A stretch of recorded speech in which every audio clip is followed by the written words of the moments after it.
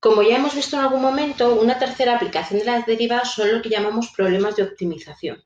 ¿Qué es un problema de optimización? Bueno, un problema de optimización es un problema donde nos dan un enunciado y obtenemos una función que hay que maximizar o minimizar. Por ejemplo, imaginaos que nos dicen que se desea construir un tragaluz en forma rectangular de 162 metros cuadrados y rematar la obra con un marco de perfil de aluminio de solo 3 lados, ya que uno de los lados del tragaluz da al exterior y no necesita marco. Bueno, pues sería una cosa parecida a lo que hay en la figura. Y nos piden que calculemos la longitud mínima del marco para poder construir el tragaluz. Es decir, que veamos, que calculemos esta longitud, la suma de este lado y de este lado para que sea mínima. ¿Qué es lo primero que tenemos que hacer? Tenemos que encontrar una función que determine la longitud en función de uno de sus lados. Ahora mismo tenemos dos lados desconocidos. Imaginaos que esto es X y esto es Y. ¿De acuerdo? ¿Conocemos alguna igualdad que nos relacione ambas variables? Sí, este dato que nos están dando la superficie. Todos sabemos que superficie de un rectángulo es base por altura. Es decir, que 162 es X por Y. Yo puedo con esta igualdad perfectamente poner la X en función de la Y o viceversa. Si dividimos ambos términos entre X, obtenemos que Y es 162 entre X. De tal manera que si yo quiero calcular la longitud del marco del tragaluz, podré poner la Y, que la estoy calculando dos veces, ¿verdad? Porque tengo dos veces Y más X. Y como sabemos que la Y es 162 partido de X, podremos expresarlo como dos veces por 162 partido de X más X. De tal manera que nos queda que la longitud es igual a 2 por 162, que es 324 partido de X más X. Ya tenemos la función longitud. Yo lo que quiero hacer es minimizar la función. ¿Cómo podemos minimizar la función? Pues calculando el mínimo de la función.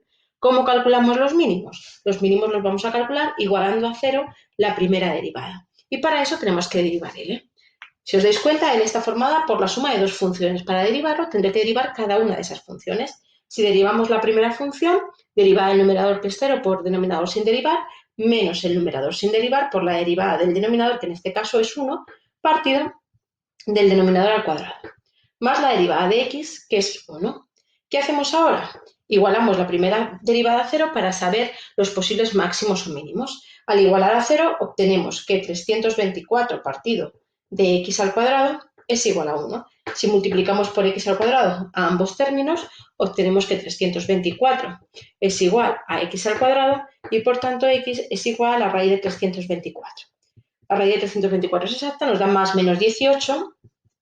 Obviamente, el menos lo vamos a obviar. ¿Por qué? Porque no puede existir una solución negativa, ya que estamos hablando de longitudes. Por tanto, la única posibilidad que tenemos es que la x valga 18. Tenemos que asegurarnos que es un mínimo y no un máximo. Tenemos dos formas de hacerlo, o bien calculando valores de izquierda y de derecha para saber si superan o no a la función, o con la segunda derivada. Si hacemos la segunda derivada, es decir, si derivamos de nuevo esta función que obtenemos aquí, es una suma de funciones que nos va a dar al principio la derivada de un cociente, que es la derivada del numerador que es 0 por el denominador sin derivar, menos el numerador, es decir, más 324 por la derivada del denominador, que es 2x, partido del denominador a la cuarta, más la derivada de 1, que en este caso es 0. Si agrupamos y simplificamos, nos queda 2 por 324, es decir, 648, y si simplificamos una x con una de las x de abajo, nos queda 648 partido de x al cubo. Lo único que nos falta ver es cuál es el signo si sustituimos la x por 18. ¿Os estáis dando cuenta todos que si yo sustituyo la 10 por 18 en la segunda derivada me obtengo un valor positivo? Por lo que podemos concluir que existe un mínimo en x igual a 18. Si me preguntaran cuál es esa longitud mínima, tendría que ir aquí a la función L de x y sustituir la x por 18. De tal manera que obtendría 324 partido de 18 más 18. Es decir, esa longitud mínima, ya sabemos que 324 entre 18 es 18, pues 18 más 18, 36 metros. ¿De acuerdo? La longitud del aluminio sería de 36 metros.